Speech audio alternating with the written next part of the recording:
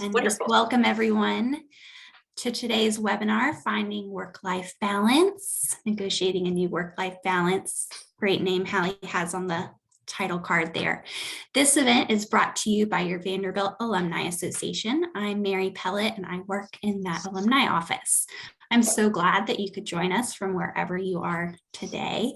And the webinar is going to last about 45 minutes and Hallie's going to have time for questions at the end.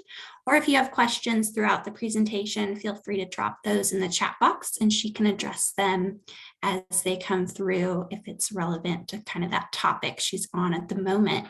We are recording the webinar and it's going to be posted on VU Connect in the coming days on our career page.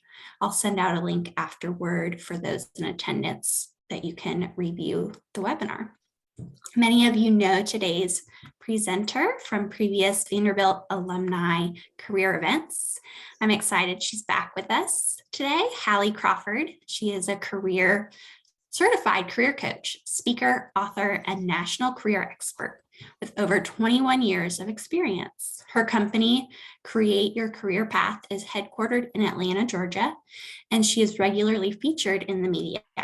Forbes, CNN, Money Magazine, and the Wall Street Journal all have had articles with her in them, written by her. And she has an undergraduate and graduate degree from Vanderbilt, and then that graduate degree is from the University of Illinois. And with over 1,500 success stories, her and her team of coaches and resume writers have helped professionals find jobs and make them want to jump out of bed in the morning to go to work. Her website is HallieCrawford.com. And I'm excited to turn it over now to Hallie. Thanks, Mary. Really appreciate that. And thank you everyone for being here today to talk about this really important topic because the way our work lives obviously has changed, the way they look has changed so much in the past several years due to COVID. And now how do we negotiate what the new normal or a new work-life balance looks like for us is a really big, obviously important topic. And I think on a lot of people's minds. So I'm excited to talk with you about this today. And as Mary said, just as quick background, so we've been coaching and training for it'll be over 23 years now. My work anniversary just passed a few days ago when I founded my company when I lived in Chicago. And I'm a proud Vandy grad, so I especially have an affinity for providing webinars to our fellow alum. And our kind of running joke lately has been that we help people find jobs that make them want to jump out of bed in the morning to go to work, to walk down the hall, to go to work and turn on their computer. It's such a different world, obviously, than when we first started. So let's talk about what we're going to kind of go through today and some of the things that we'd like you to be thinking about as it relates to what life balance looks like for you in this new normal, so to speak. Okay, so we will give you 5 tips to start thinking about what balance looks like for you, from identifying what some external definitions might be, the way you're defining yourself, maybe inaccurately or externally, and why it's important to be careful about doing that. We'll talk about our life balance wheel that we use with our clients, why fulfillment is a really critical piece. We think considering your life balance, it's not just about like balancing everything, but why thinking about your values can help you with this. And then how to set some boundaries at work with your supervisor, coworkers, some of those things to be thinking about there. So as Mary said, you all will receive a recording of today. And on the next slide, I'll show you, if you'd like to get a copy of our slides, how to get your hands on those. But we do want you to come up with at least one action item, something tangible and practical and realistic that you can walk away with today as a starting point to figuring this out for you. And we will also have Q&A at the end of our presentation as well, just as a quick reminder. This is the email address. If anyone would like a copy of our slides afterwards, we'd be happy to send those to you. I'll stick that in the chat box right now. And if anyone wants them right away, right this second, this is the web page to go to. Most people will just email us for them afterwards. So when we're thinking about work-life balance, obviously our goal is not to be like this person on this slide here.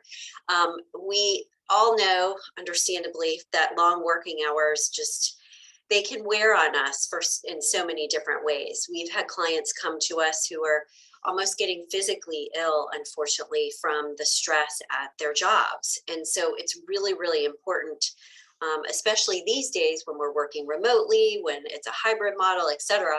It can be really hard to figure out how to, create greater balance in a way that is meaningful to us and that works for us. And the COVID-19 impact, obviously, that homebound employees tend to work 3 hours more than they used to on the job, so to speak.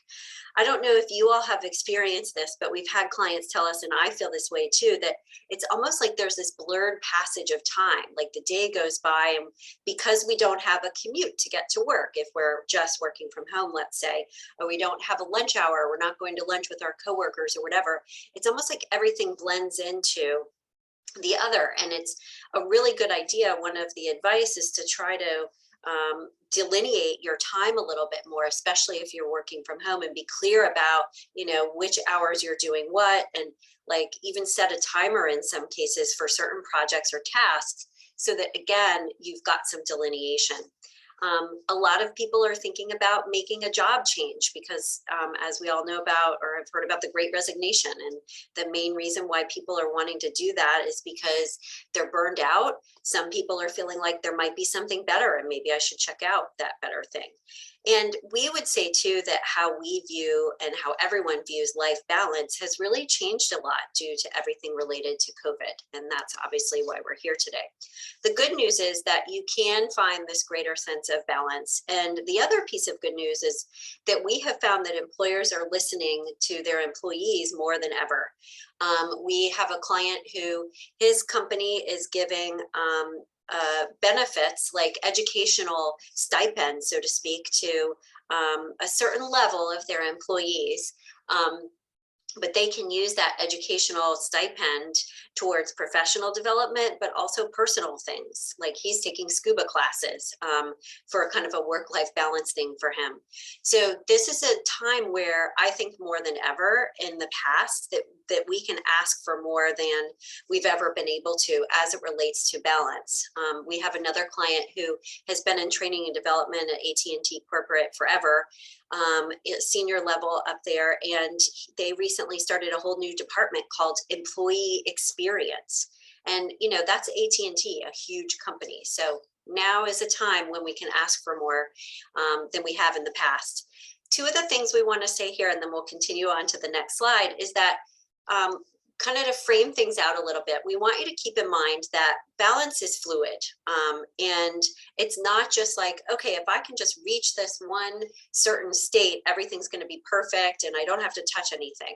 Our life balance changes over time, depending on our situation, depending on our life circumstance, our employer, and everything else. So please know this isn't just like a one and done, achieve it, and then we're finished.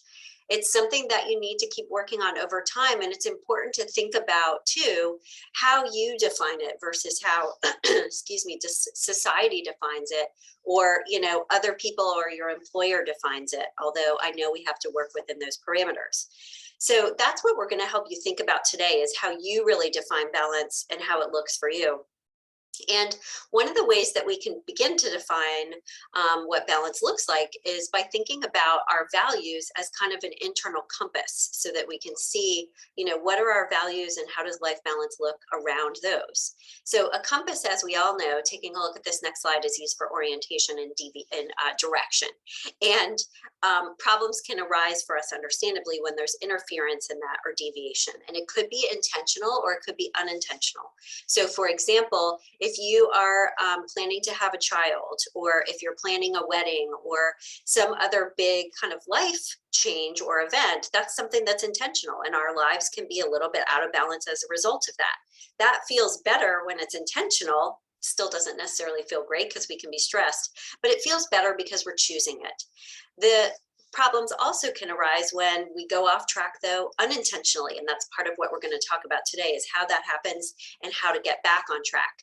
So it's a really good idea, though, on the right-hand side of this slide for our last point for this section or this slide, is to look inside for what balance means to you versus comparing yourself to others. And I'll use me as a quick example here. Remember, I said a moment ago that really life balance is how you define it. And we need to be careful about what societal definitions are, etc. For me, for example, I actually will work on the weekends, the majority of my weekends, not every single one. And yes, I do take vacations. But for me, life balance looks like being able to work a certain number of hours during the week, but being able to be finished a little bit earlier so I can pick my 14-year-old up at school. And I'm okay with that. I've had people tell me, well, that's terrible. You're not really unplugging and taking a break. Well, I do that on vacation. And honestly, I've tried it both ways, and this way works better for me. So I really want you to be considering, as we're thinking about these external definitions and what other people think is important in terms of balance, that you really need to define it for you as a person, what works for you, what works for your family, et cetera, et cetera. And then we can start to try to work with your employer about what, working towards that ideal if possible. So the first step that we want you to take as something to think about at the beginning, because we find that if you don't take this step first, you might be kind of butting your head against a wall, so to speak, is we want to understand how we're defining ourselves as a person, as a professional, as a spouse, as a parent, etc. And what happens to us, understandably, it happens to everybody, that we tend to get caught up in our daily lives and we forget about what's truly important to us internally. And we start to define ourselves in some cases externally, based on our roles, based on our profession, based on our salary, our strengths or past issues or whatever it is. And while it can be helpful and important in some cases to have values, norms, definitions, et cetera, from our family or from society that might work for us, we need to make sure that the ones that don't work for us, if there are any, and we're living our life aligned with those, we need to take a look at that. So it's really important, for example, to be careful to not solely define yourself based on, the title that you have or the salary that you have or the company that you work for. The problem with defining yourself externally is because external circumstances can change. And then what happens if you've defined yourself that way, then it rocks the boat. So it's better to think about what's important to you from the inside out. And this example at the very bottom is, what we just talked about a minute ago. Like, some people feel like it's not okay to work on vacation. I feel like it's okay a little bit for me. Some people feel like I really need to turn my phone off and put it away during meetings. I tend to agree with that. I think that's really good. But for me, for example, I also need to be able to have my son's school reach me. So I have my phone set up in a certain way where I can hear it, etc. So the first thing to think about is how you're defining yourself as a person, professional, etc. And are there external definitions that either, I don't want to say superficial necessarily, some of them could be that way, but that you may feel like, I don't want to define myself that way anymore, or that's not really working for me. So the ones that we don't want or don't work for us, we need to kind of shed those in order to start moving towards what balance looks like for us as a person. And as much as we can start to live by our internal definitions of who we are as a person and professional, the better off we're going to be. And we want to try to set our work schedule if we can, even if it's just slight changes, and our action steps as a person and as a professional according to those internal definitions as much as possible. Now, let me say one thing, and then we'll keep talking about this external definitions. For some of you, you might be feeling like, well, this kind of sounds like a lot or hard to do or whatever it is. And one of the things I want you to know, kind of as a theme throughout everything we're talking about today here too, is that we have found with our clients that very small changes, very small adjustments in their schedule, in how they perceive or approach their projects or their tasks during the day. Even taking a really small, quick break in some cases can actually have a really big impact on how they feel during the course of their day and the balance in their lives. So, for example, this is kind of silly, but one of my values is having things in order, and the value is called like health and wellness for me.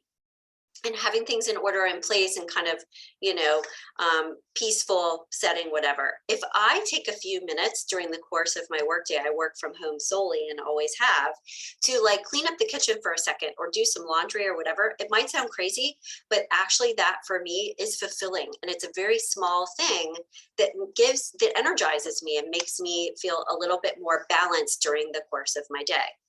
So our last slide on this, or actually next couple, on discarding external definitions. Again, like we said, we want you as a first step to think about, okay, how do I define myself now as a person and as a professional? Has it changed at all because of COVID or during COVID? And think about that. And think about if you're okay with those ways that you're defining yourself. And you just want to kind of list those things out and sit with it a little bit and see if you're okay with those. Because again, our goal, and Mary, if we could launch this first poll, that would be great. We want to have our sense of self, including our sense of balance, come from the inside out. Because as we said earlier, external circumstances can change. So we want to be careful about all of that. So our first poll here is to ask whether you feel you have values, norms, or priorities that might be inherited from somewhere else or external that are not true to who you are, that may be kind of causing a rub in terms of your sense of yourself or sense of life balance. And we'll give you a moment to figure that one out. And I really think this first exercise, it actually can be pretty easy. It doesn't have to be that hard. Just write down, how do I define myself, and write down those different words and those adjectives and thoughts and see what the themes are and start to identify what works for you and what doesn't. Okay, so we've got 90% say they do. So the good news is that awareness is the first step. And thank you for being honest about it. And please know also that obviously you're not alone. This is a normal thing. And what we want you all to think about is, again, some of them may work for you, and that's totally okay. Leave those in place. But for the ones that don't work, we want you to be mindful of, how can I move up some of these other values or the way I define myself up the scale a little bit more so it's true to who you are. The goal here at the end of the day is to be like this Mobius strip, where the internal parts of our lives, values, etc., kind of mirrors the external and vice versa. So as much as possible, we want to feel like we're being authentic and that there is harmony between our inner and outer worlds. Now, we know that at work, you've got to have your professional persona. There's things that are not appropriate to talk about at work, etc. We get that. But as much as possible, we want to have that harmony. Some ways that we can start to create this harmony a little bit more and therefore be in greater balance are listed on this next slide here. One is a self-assessment. We just talked about this one already. Where do you think you're defining yourself incorrectly or externally? And one of the things that is a great question to think about and even write about for a couple of minutes is, what does success mean to you? And what does it mean to you now, kind of post-COVID, so to speak, and how has it changed since beforehand? You could interview 3 people and ask them what strengths come to their mind and how do they view you? What are your greatest strengths? How do you manage your own life balance? Do you tend to seem frantic and kind of scattered, or do you seem like a grounded center person? And what are those strengths you might be able to leverage that you have in order to get in greater balance? Create a new story for yourself. How do you want your workday and your week to look like now in an ideal world? And how can we move closer to that? And then finally, thinking about what fills you and what fulfillment means to you. And we'll talk about that in a couple more slides. What are you passionate about at work, or what projects or tasks are most exciting for you? And do you honor those regularly? Are you able to perform those tasks on a pretty regular basis? Or are there things that you can change at work or personally where you can spend a little bit more time on those things? Okay, so those are some 4 possible action items to kind of get you started. I would pick the one that speaks most to you. If you're a big journaler and you like to write things out, you can create a new story. If you feel like you need to identify your values, we'll talk about that one in a second too. The second step to take to think about life balance and how it looks for you is to leverage our life balance wheel. And I'll show this to you in a couple more slides here again. And reminder, if you want the slides, it's in the chat box for the email. So there are 4 ways to leverage this life balance wheel, and we encourage people to reassess the wheel and where you are, what's the state of the union, so to speak, quarterly on a regular basis, so that we're really paying attention to this more often. It shouldn't take that long. But again, remember, balance is fluid and it's something that can change over time. And the more control we feel like we have over it as much as possible, the better off we're going to feel in the long run. So let's talk about the different ways to leverage this wheel. So the way that we use this with our clients is, first of all, we'll have them adjust the categories or kind of check off the categories if they feel like the right ones for them. So the categories we use are listed on this slide here. And most people will just go with these, but every once in a while, we've got a client or two who want to adjust the name of them, change it to something that's more fun or has more meaning for them or is clearer for them. Or they might change, one of the categories based on what's going on in their life. Like they might put, not just friends and family, but parent as one instead of maybe relationship to money or whatever it is. So adjust the categories based on what makes the most sense for your current life situation.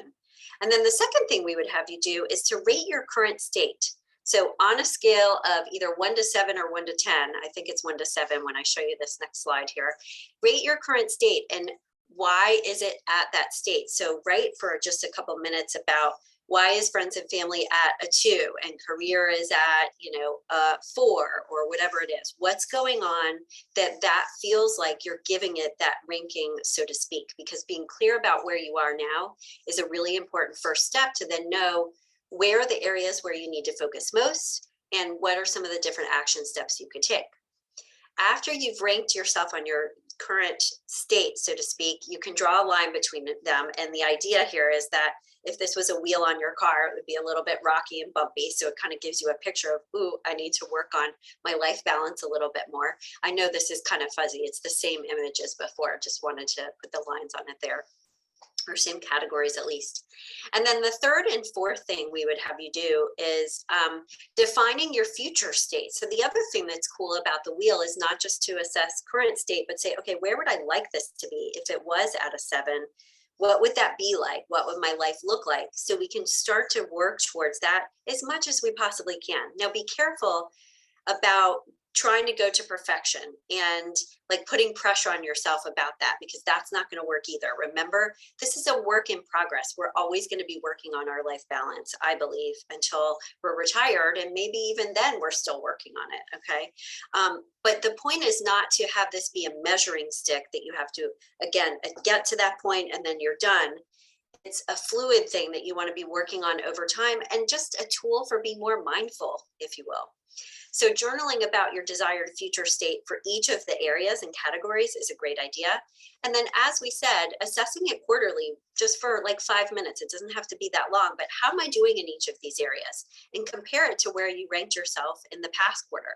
Set up a quick calendar reminder for you to remind yourself to go through this. And as we said earlier, we are finding from our clients that due to COVID and everything that's been going on, this life balance thing is a bigger deal than ever before, than since we've been in business at least. And we are hearing that, for some people, if their employer is requiring it, that they go back to the office and they want to continue working remotely, they're looking for another job because that's how strongly they feel about that balance and what they've gotten out of working remotely. So this is something that it's very important. I think we can get closer to it than we have in the past because there is more flexibility. And as a reminder too, it looks different for everybody. We've had clients tell us the gamut of things. Some people are saying, I really want to go back to the office because I miss my coworkers, and that team atmosphere was one of my favorite things about my job. All the way to people who have told us, I never want to see my boss in person again, haha. And how do I tell her that, in the right way without seeming like a slacker? So if regardless of how you feel, it's about what's true to you, as we've been saying all along, okay? So step number 3, we want you to think about defining fulfillment to you. And this is where we can really get into what balance would look like for you from the inside out again, okay? And what we would recommend in this step, and then I'll explain why there's a mermaid on the slide, is if you dig underneath some of your childhood dreams or your current dreams, or just even your interests or passions or hobbies outside of work, that's a great place to start to identify what some of your possible values might be, and some things that you may want to try to incorporate into your daily routine or into your job or your personal life, if possible, to feel more fulfilled. The reason why there's a mermaid on this slide is I grew up in Florida, and as a kid, we would go to Weeki Wachee all the time because it was close. And I really wanted to be a mermaid. I thought that was the coolest thing going. And when I was thinking about my long-term career path a long time ago, and considering being a career coach, I realized that there are some values actually represented in that childhood dream that are still true for me today.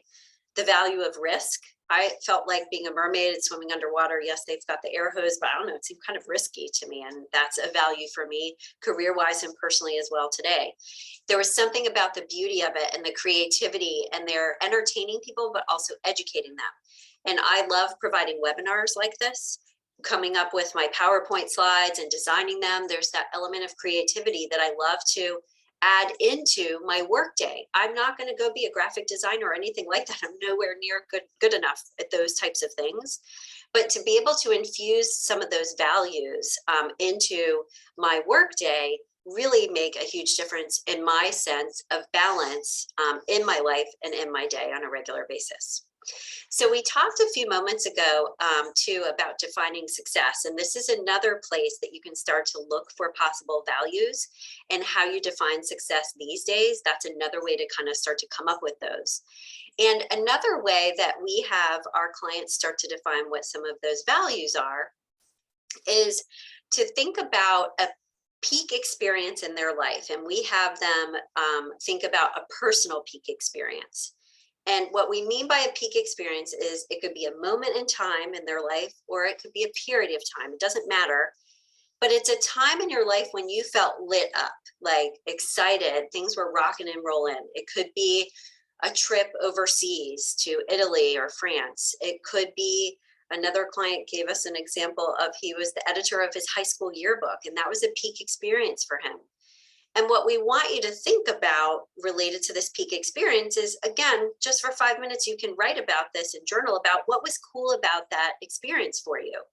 If 2 people were talking about the same peak experience, a trip to Europe, and one person is talking about the planning in advance and the logistics and where they're going to stay and all of that, that person has more of a value of organizing and project managing and that kind of thing.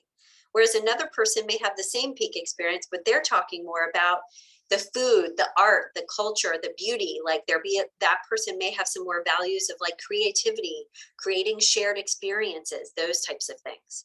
So those are kind of some 2 quick examples of how to think about, or start to think about, what some of your values might be. And the reason why we're talking about values so much is because your values are your guideposts to fulfillment. And what we have found is, as part of like creating better boundaries for yourself, for greater work-life balance, etc., if you also try to incorporate your values more so in your workday and in your personal life, you're going to also feel like you're in greater balance. It doesn't always have to be just about time management, because we get energy from different things, and our values can give us energy when we're honoring them. So let's do our second poll here, Mary, if we could. We're curious how many people feel like they know what their top 5 career values are, give or take, doesn't have to be exact. Just give us kind of a yes or no as close as you can. And when you think about your workday, as you all are filling this out, one of the things that you could do to figure out where you're spending your time during your typical workday is if you do like a time tracker for this week or the next 3 days or whatever it is, and just log where you're spending your time during the course of your day, can be incredibly helpful to identify, what's really going on. You might realize that, oh, I'm spending a lot of time over here, but not here. Or, oh, my day is really chunked up. It's not very seamless. What do I do about that? So just a quick time log for the next several days can help you understand a lot of different things, and also how much you might be honoring your values or not. Okay, great. So we're sharing the poll results here. Thanks for participating, everybody. And we've got 58% say they do know what their values are. That's awesome. It's interesting because over the past many years, we've seen an uptick in people being clear about what their values are. So that's awesome. And for those people who do not, the 42%, that's exactly why you're here today. So it's a great idea, just by the way, to start by identifying your values, because like we said, these small changes can have really big results. And for those of you who feel like you do know your values, great idea to reevaluate them, haha, so to speak, given what's been going on with COVID. Like, how do you define them now? Has anything changed? Then we want to think about, how much am I honoring those values in my current job and in my personal life as well? The reason why, or part of the reason why, we think about fulfillment professionally is because it's the cornerstone, we assert, of an ideal career. Fulfillment impacts every other piece of what we call our ideal career model. This model basically shows you the 8 critical components to a job that fits you and that is the right career path for you. All of these boxes basically need to be checked. You'd want to have, most people do, want to have a job that is fulfilling in some way. They want to feel like they're enjoying their tasks. They want to feel like they're leveraging the strengths that they want to be leveraging. They want to feel like that they're leveraging their education and their past experience in a way that works for them. In some ways, they might say yes to this. In some ways, they might say, hey, it doesn't matter as much.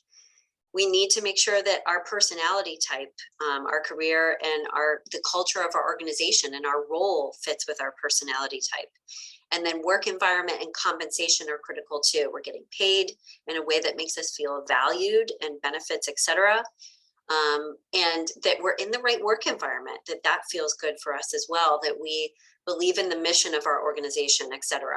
So this fulfillment thing, though, impacts every other piece. If we're not leveraging our strengths regularly, we're not going to be fulfilled.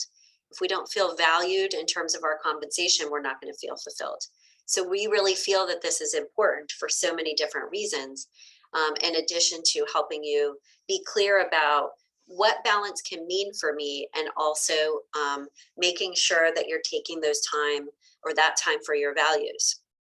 Now, one of the things that I think would be really, really helpful to leverage this model a little bit further is to print it out and rank your current job and your career path. And it could be 2 separate things as you're thinking about it, but let's start with your current job first.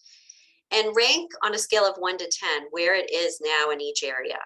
Because one of the things that can help you a lot is the numbers that are lower. Let's say if we're doing it on a scale of 1 to 10, this will tell you where you may need to take the most action, or where the inconsistencies are and what's really out of balance. Because, for example, if you come up with, work environment is the lowest, everything else is pretty good, but it's the work environment, that may tell you that you may need to do something about your work environment if it's possible. Do you want to work in a hybrid role or fully remote role? Or is it more about the culture of your organization, that it's not a fit for you for whatever reason? And maybe it's time to make a change job-wise into a culture, same industry, maybe same role, but an organization that's different, that has a different culture. This helps you be more practical and realistic about what's really going on, to therefore then tell you what kind of changes you might need to make and how big the changes may or may not need to be. We have plenty of clients. We had one, just as an example, who worked at one of the big 4 consulting firms in Chicago. And when she first came to us, she said, "I'm so unhappy. I think I need to be a chef." And we were like, "Okay, so we'll talk about chef, but we'll talk about other things." And at the end of the day, after she became less frustrated and, because she had the support and was able to talk things through and calm down a little bit, she realized through using our model that she was actually in the right type of role in a lot of ways. A lot of what was going on for her was her boss. And she also wanted to, or decided to, be an internal consultant versus an external consultant, because that was going to fit with her values and the right work environment a lot more too.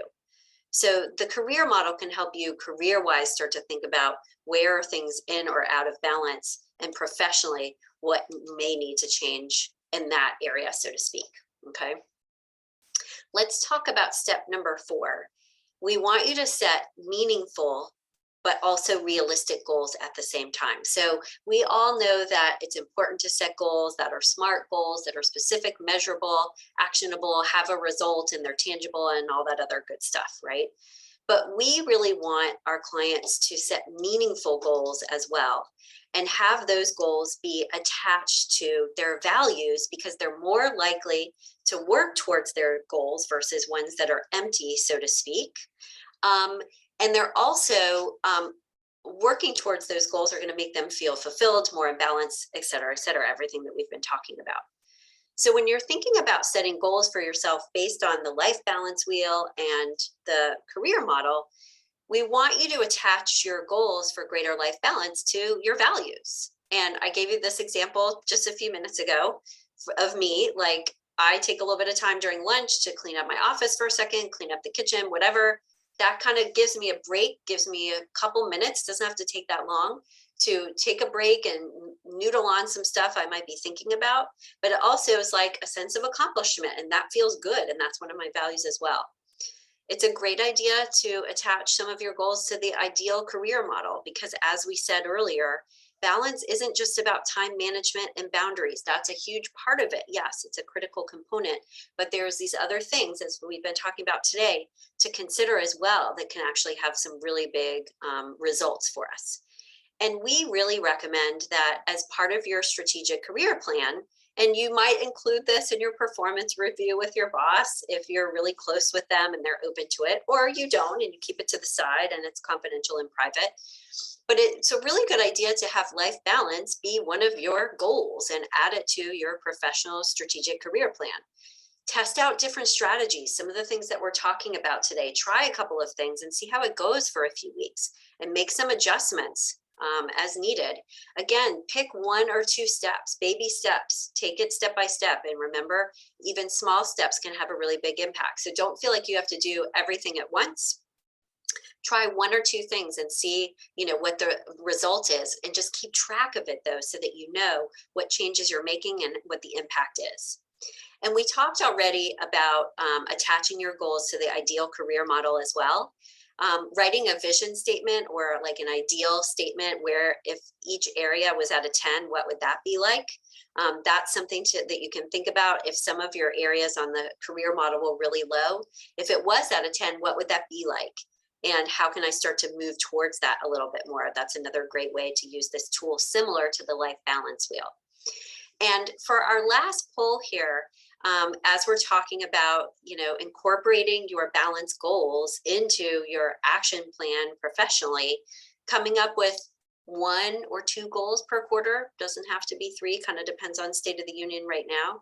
But we're curious how many people have a strategic career plan that includes some of these life balance goals, because we want you to take them that seriously, that it's part of your plan, and that you're being mindful of it.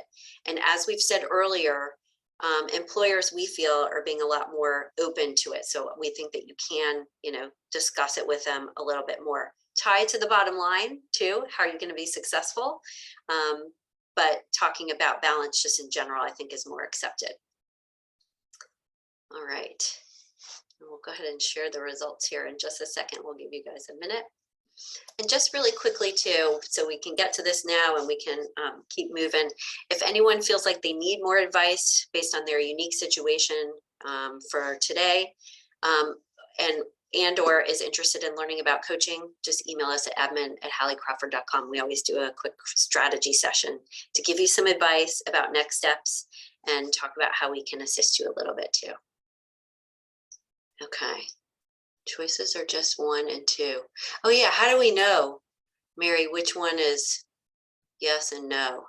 Sorry about that. Let's just say choice 1 is yes, assuming that people are choosing that, and choice 2 is no, but you can always type in the chat box and share your Yeah, thoughts. no problem. I just saw that because I was like, oh, well, maybe the choice 1 or choice 2 is just hidden for me because I'm the person, but so it might flip a little bit. Sorry about that, guys. I don't think we made it clear on our end like we needed to.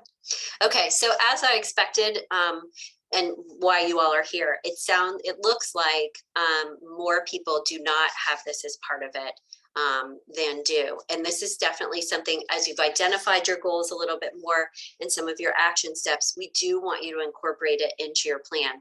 But I'm happy because it's not evenly split, but it's not as the yeses are not as low as I thought they would be. So that's good. Let's talk next about our last step before we start to move towards Q&A here. And thanks guys for doing that poll because it's really helpful for me to kind of know where people are standing too. Setting boundaries, as we said, is not the only thing, but these are also really important too. So let's talk about a few ways to do that. Setting some own personal limits, even ones that you don't share with anybody else, is a great idea. When are you going to stop work? Are there certain hours of the day because you have kids that you need to put everything down for a few minutes?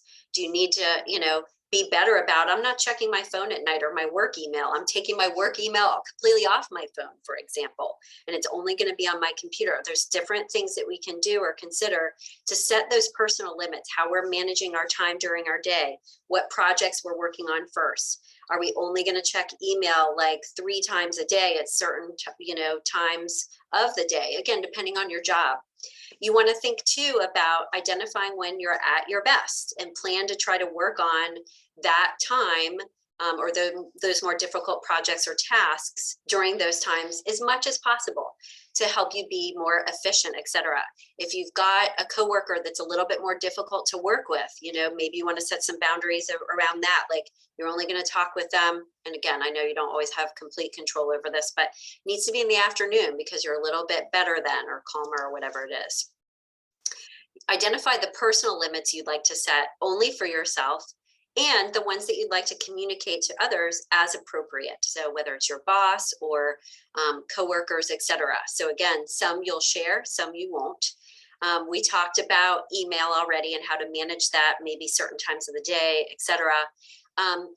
But we find on this third point here on the far right of this slide is that even though you may not want to share all of your personal boundaries or limits, again, depending on what your employer, how they might take this, we prefer that people over communicate versus under communicate. So if there's any way you can share some of these or come up with some sort of agreement with your supervisor, et cetera, and broach the subject softly, start it as, can we try this out for a couple of weeks or, whatever it is. Like we would rather you have things clear and kind of out there as much as possible versus keeping it to yourself. But again, that's going to be a personal choice based on your situation. These are some ways or things that you could think about in terms of negotiating with your supervisor. If you're going to ask for something, you need a plan for how you're going to get everything done and accomplish all of your tasks and goals. Don't just go in and say, hey, I want to try this out. Good luck. Say, I'd like to try this out. And here are the things I'm going to do to handle things effectively. And here's how we can evaluate my performance and success. If you're asking for something life balance wise in the middle here, you want to talk about the specific results tied to the bottom line that would occur or you're hoping would occur from you asking for and getting these changes. So again, you're going to be more successful and effective because you've got this quiet thinking downtime or whatever it is. Okay. And then finally, we want you to be open to compromising. So you may go in with like 3 or 4 things that you'd like to ask for, let's say, but you might be willing to live with 2 of them. So think about ways that because we know that we can't always get every single thing that we like. Sometimes we can, but that's not always the case. What's kind of the compromise point for you? And be really clear about that, so that when you're talking with someone about it, you know where, what you really want to go for versus what you can kind of compromise on a little bit, or be flexible on. And be creative with your options too. Don't just think of it has to be this way or this way. Come in with a few different options. Okay. And then finally, as part of step 5, and then we've got one more slide and we'll get to the questions, it is really important to unplug and recharge in some way, shape, or form on a regular enough basis. And again, this can look like different things for different people. So you want to consider what's best for you. But do you, really need to have at least one lunch hour twice a week or something like that? Or that would be the ideal for you if you're going back to the office. If you're working remotely, make sure that you're taking some downtime at some point during your day, because we all know this feeling of running back-to-back Zoom meetings. It's exhausting.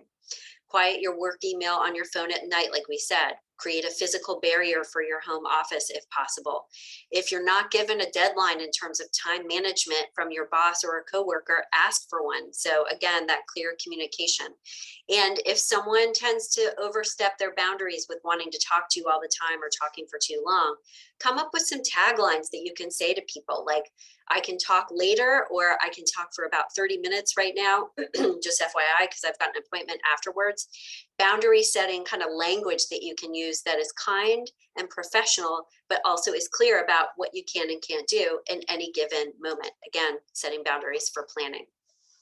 And finally, get some support with all of these changes that you'd like to start making. Ask for an accountability partner, get a friend or family to help you out, work with us through coaching, ask your mentor, whatever it is. Because getting support from someone else and checking in on your life balance goals makes a huge difference. You both can kind of work on this together.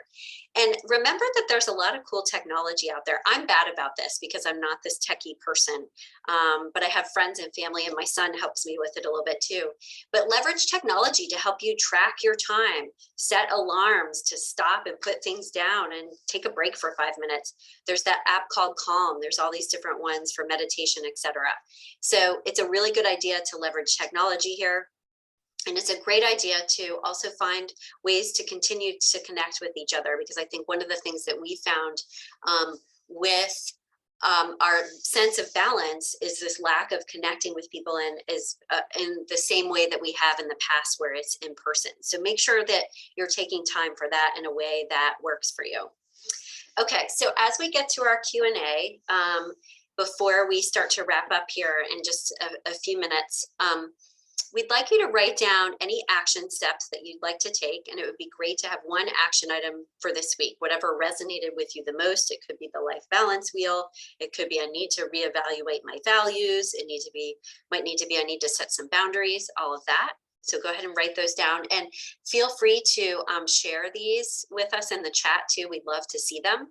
And also feel free in the chat box to go ahead and enter any questions that you have. And we'll give you all a few minutes to do that. And we actually had one question that was entered in advance too. So I'll start with that one in a second. And the 2 action items that I would recommend if you're struggling to pick one is either identify your top 3 values if you feel you need some help there, or review the ideal career model. Those are the 2 kind of easiest, most important things I think to start out with.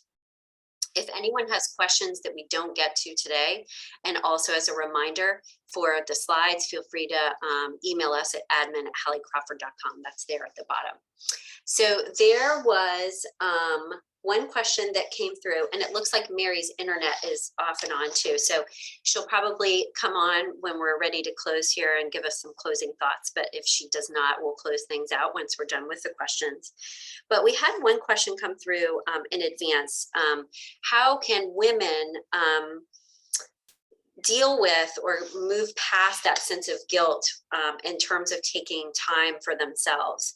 And I think this is a great question, not just because I'm a woman and struggle with this too, but I think a lot of people struggle with this. Women, especially nurturers, caretakers, et cetera, just our personality, but anyone can struggle with this.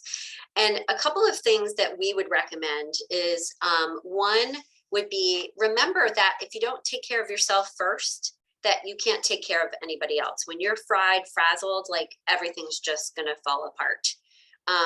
And so that your mental health and sense of balance and, just stability and everything else, like if you don't take care of that, eventually we're gonna have, and not to be rude about this, but like a nervous breakdown and just be so stressed, and it's eventually gonna turn into something physical as a possibility. So you wanna think about how important it is to take care of you in order to take care of those other people in your life, whether it's your family, coworkers, et cetera, et cetera.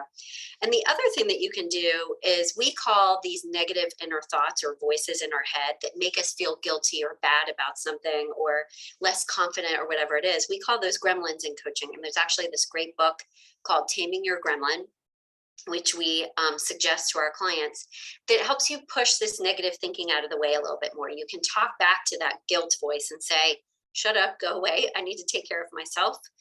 You can ignore it, set a time to talk to it later. You can talk back to it, whatever it is. So just pulling these negative thoughts that get in our way kind of out of our head, and being more objective about them and seeing them kind of in front of us versus they're running around in our heads, that can help a lot. When you see that guilt coming down the pipeline, notice it and say, okay, hold on. Yeah, I'm not going into that, because we all know that that kind of thinking isn't productive, regardless of what you're feeling guilty about. What do I need to do about this situation instead? Be proactive about it. So that was a great question. Hopefully that started to answer. And let's see, are there any other questions? We'll give it a moment here to see if anyone asks any other questions. And also, like we said, feel free to respond in the chat box as well with any of your action steps. And we hope this was helpful for you, kind of as a different way of thinking about balance, as a way to think about kind of you and what's important to you first, versus just about solely time management. It really is a balance of both of those things.